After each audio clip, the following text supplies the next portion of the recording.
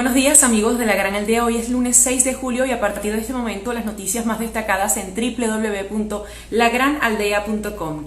La periodista Milagros Socorro entrevista a la viuda del capitán Rafael Acosta Arévalo con este título: La burla, la impunidad me han llevado a la desesperación.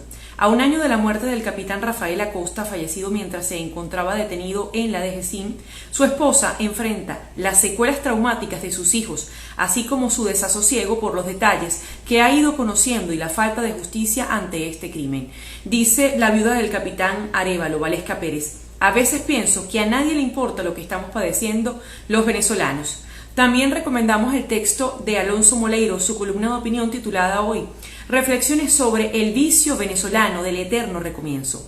A Venezuela se le ha ido toda su vida institucional en la cultura del síncope y el recomienzo, dice Alonso Moleiro, sin cultivar aprendizajes, sumergida en el aborto de iniciativas de vigencia trimestral y la sustitución de élites. Juan Guaidó ha concretado un respaldo internacional monolítico no visto antes.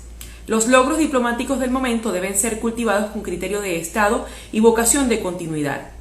Continúa Moleiro y dice lo siguiente: debe hacerse un esfuerzo especial por reconectar las aspiraciones de democracia con los graves problemas sociales y cotidianos del venezolano. Y cerramos con una entrevista al director de Human Rights Watch, José Miguel Vivanco, que está titulada El tránsito a la democracia en Venezuela depende de factores que todavía no están sobre la mesa.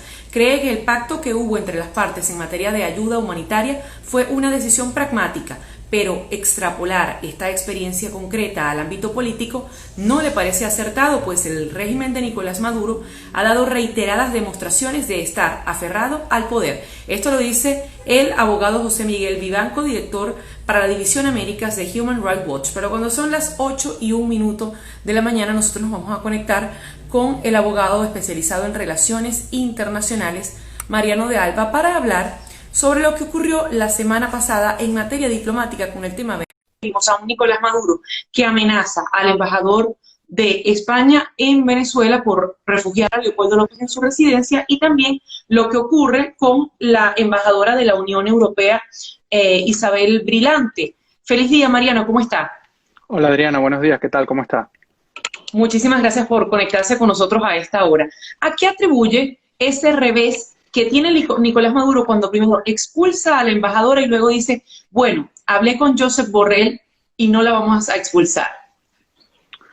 Bueno, a ver, creo que en primer lugar es una demostración que se trató de una decisión apresurada de Maduro, realizada al calor del momento, inclusive en una cadena nacional de radio y televisión. Y luego, en el devenir de los hechos, creo que se fue haciendo muy evidente para el régimen de Maduro que a corto y mediano plazo pues no era la decisión que le era conveniente. ¿Por qué? Porque no es un secreto que la Unión Europea ha estado durante los últimos meses tratando de promover una negociación que de alguna forma mejore las condiciones electorales en Venezuela, de cara especialmente a las elecciones parlamentarias. Dicho eso, además que el señor Maduro de alguna forma no previó cuál iba a ser la reacción de la Unión Europea, que fue una reacción bastante firme, y fue una reacción que, en las palabras del propio señor Borrell, dijo que si eso se concretaba, pues entonces la Unión Europea iba a tener que tomar medidas recíprocas.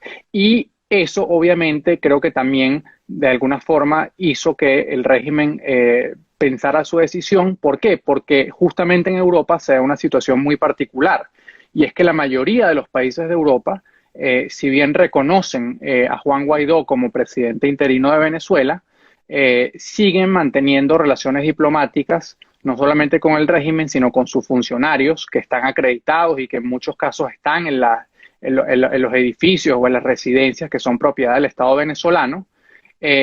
Todo esto como consecuencia de que para Europa sigue siendo importante, a pesar del reconocimiento a Juan Guaidó y el apoyo que le ha dado a la Asamblea Nacional, sigue siendo importante mantener un canal de interlocución con el régimen, dado que el régimen pues sigue de alguna forma en el poder, y en segunda instancia también eso le permite a sus funcionarios, incluyendo a la señora Pedrosa, seguir teniendo algún rango de acción dentro de Venezuela. Para nadie es un secreto además, y con esto concluyo, que gracias a las gestiones de esta funcionaria y de la Unión Europea en general, se ha logrado que ingrese una buena cantidad de ayuda humanitaria a Venezuela y por lo tanto, desde el punto de vista de la Unión Europea, cerrar esa puerta, pues lo que pudiese traer como consecuencia es mayores padecimientos para los venezolanos. Ahora bien, la Unión Europea también tiene este grupo de contacto que ha ido trabajando, como usted lo decía, el tema electoral. ¿Podría haber en este momento una negociación bajo cuerda de la que quizás la mayoría de los venezolanos no tienen información para poder procurar que esas elecciones invitadas para fin de año puedan tener algo de transparencia o algo de reconocimiento internacional, o definitivamente de plano ya la Unión Europea está condenando esos comicios convocados para el 6 de diciembre? Bueno, en primer lugar, yo no lo llamaría negociación. Creo que no hay una negociación para tal fin. Creo que sí hay conversaciones y esas conversaciones vienen desde hace ya un tiempo. Creo que es importante resaltar dos cosas. En primer lugar, que los esfuerzos del grupo de contactos se han encontrado con una gran crítica de otros países de la comunidad internacional. Por ejemplo, un caso paradigmático que además fue un desarrollo reciente en la última semana, fue los esfuerzos que trató de adelantar el hasta hace poco canciller de Uruguay, Ernesto Talvi, quien de alguna forma se vio inmiscuido en una polémica en su país, porque él dijo que él prefería no entrar en calificativos sobre si el régimen de Maduro era una dictadura o no, que eso se lo dejaba el presidente, porque él se estaba guardando para un rol de mantener conversaciones con el régimen a los efectos de avanzar en esas condiciones electorales. Eso por un lado, ¿no? Entonces, esa crítica, esa adversión a la posibilidad de avanzar en conversaciones y eventualmente en una negociación más seria con el régimen para modificar algunas condiciones electorales se encuentra con esa primera muralla, pero con la muralla más importante con la que se encuentra, y creo que es la que me lleva a concluir que veo muy poco probable que la Unión Europea, de hecho el propio vicepresidente del Consejo Nacional Electoral designado por el régimen, por el Tribunal Supremo de Justicia, Rafael Simón Jiménez, decía hace pocos días que era posible la observación electoral de la Unión Europea, de la ONU. Yo pienso que eso es muy poco probable. Ya lo vimos en la elección presidencial de mayo del 2018, cuando Henry Falcón trató de vender que era posible esa observación electoral de la ONU, y francamente no es posible porque me refiero nuevamente a la segunda gran muralla con la que se encuentra la comunidad internacional, y es que no hay realmente una vocación ni ninguna intención real por parte del régimen de conversar ni de llegar a mínimos acuerdos para que haya unas mínimas condiciones electorales. Yo creo que en ese sentido la Unión Europea ha sido muy pragmática, y lo que está exigiendo son unas condiciones mínimas, o lo que está tratando de conseguir son unas condiciones mínimas, pero ni siquiera eso. Y de alguna forma lo que sucedió hace pocos días en Venezuela con la decisión del Tribunal Supremo de Justicia, la idea real de que la comunidad internacional pueda hacer algo de cara a esas elecciones parlamentarias.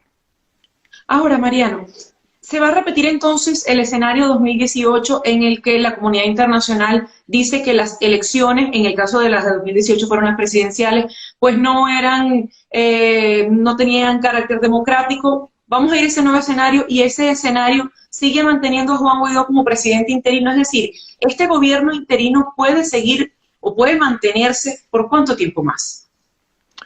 Bueno, a ver, creo que el escenario más probable al día de hoy, y con esto no quiero descartar que realmente pueda haber algún avance, pero yo lo veo poco probable porque al final conocemos cómo actúa el régimen de Nicolás Maduro, lo ha venido haciendo por muchos años, pero el escenario más probable al día de hoy es que efectivamente haya un evento en diciembre, el 6 de diciembre del año 2020, ese evento no cuente con las condiciones mínimas indispensables para que pueda tratarse de una elección real, y eso obviamente va a obligar o va a llevar a la Unión Europea, a Estados Unidos y a una gran mayoría de los países de América Latina a desconocer esos resultados.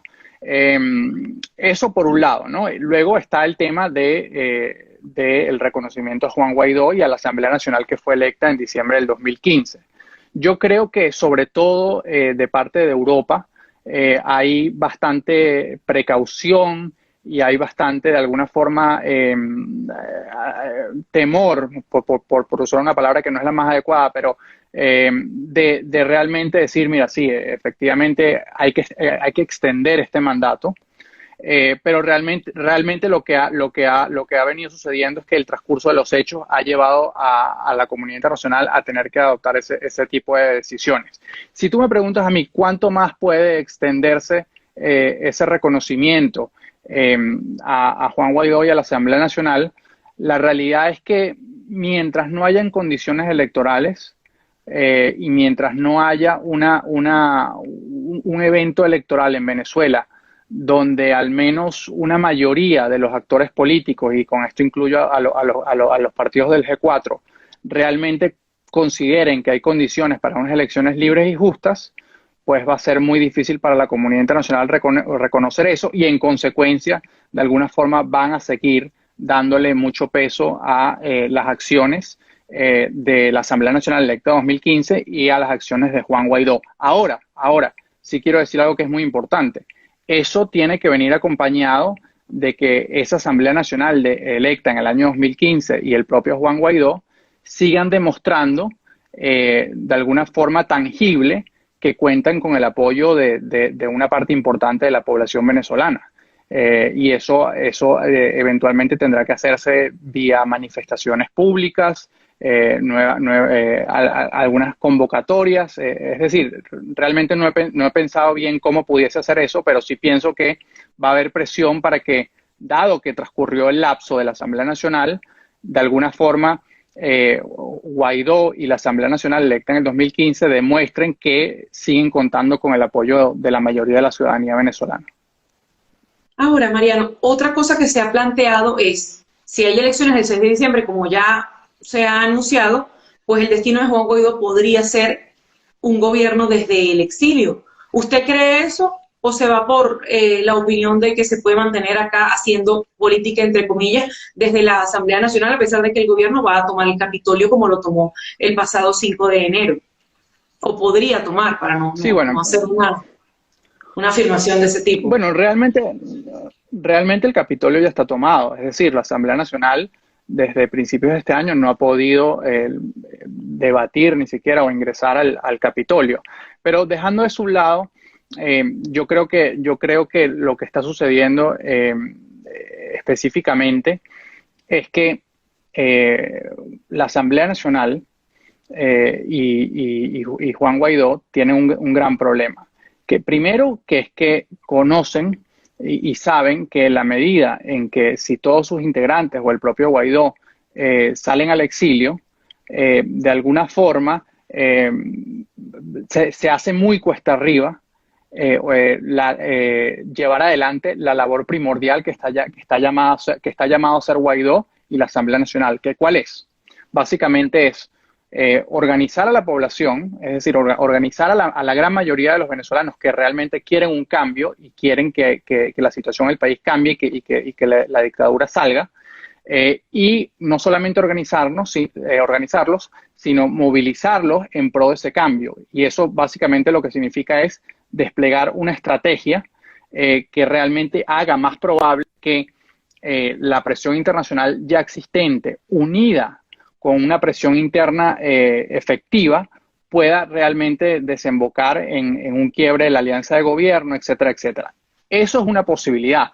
Ahora, yo también observo que en algunos sectores de la oposición venezolana, incluyendo el partido de Juan Guaidó, el propio Juan Guaidó, lo veíamos ayer en un discurso con ocasión del 5 de julio, pues pareciera que se está adoptando más la tesis de que la única forma de realmente que haya un cambio en Venezuela es a través de una acción internacional. Yo pienso que si uno evalúa las condiciones actualmente de la situación mundial y sobre todo lo que ha sido la campaña de presión internacional con respecto a Venezuela, yo al día de hoy diría que es poco probable que la democracia regrese a Venezuela producto únicamente de la presión internacional, pero para nadie es un secreto que, sobre todo desde el año 2019, el liderazgo opositor o buena parte del liderazgo opositor ha tratado de vender esa idea de que efectivamente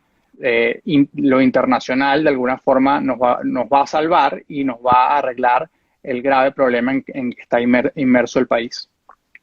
Ahora, Mariano, ya para cerrar, en enero los miembros o los enviados del Reino de Noruega estuvieron en Venezuela explorando nuevamente posibilidad de retomar esas negociaciones. ¿Cree usted que hay en este momento probabilidad de que eso se retome o la negociación por esa vía del Reino de Noruega está muerta? Yo creo que en este momento básicamente está muerta.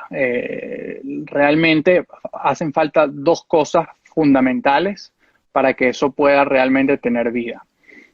Por un lado, y quizás es lo menos difícil, la condición menos difícil, es una sincronización de los factores internacionales que apoyan un regreso a la democracia en pro de un proceso negociado comandado por Noruega. Eso no ha existido hasta ahora y yo veo que es difícil que se concrete, pero es posible. Y además, un proceso de negociación que lastimosamente no solamente va a tener que contar con el apoyo de Estados Unidos, Europa y la mayoría de los países de América Latina, sino también con un grupo de países muy importante que ha venido y sigue apoyando de forma efectiva al régimen de Nicolás Maduro, como por ejemplo Rusia, cada vez más Irán, el propio Cuba, que se ha intentado durante el último año de alguna forma convencer a Cuba de que esa es la vía, pero eso todavía no ha sido posible. Esa es la primera condición que yo pienso que debería estar presente. La segunda condición, que es la más difícil, es que realmente haya una intención, una voluntad, un interés, al menos en algunos sectores del régimen de Nicolás Maduro, de buscar una solución negociada y de alguna forma avanzar. Creo que muchas veces en Venezuela se plantea la negociación, ya no, la negociación es para que Maduro se vaya. Si la negociación es para eso, es muy poco probable que se avance. Entonces, pero la realidad es que el día de hoy, cualquier esfuerzo, cualquier conversación, y lo estamos viendo como conversábamos hace algunos minutos con el tema electoral, cualquier mínimo avance se ha encontrado con que el régimen se siente bastante cómodo, el régimen se siente, como decía, cómodo en el poder y el régimen sigue avanzando y sigue siendo evidente una cosa, que es que no está dispuesto a abandonar el poder y más bien, como tú decías y como reflejaba esa entrevista de José Miguel Vivanco que comentabas antes de nuestra conversación, está dispuesto a hacer lo que sea para mantenerse en el poder. Mariano, muchísimas gracias por haberse conectado con nosotros a esta hora. Muchísimas gracias. Buenos días.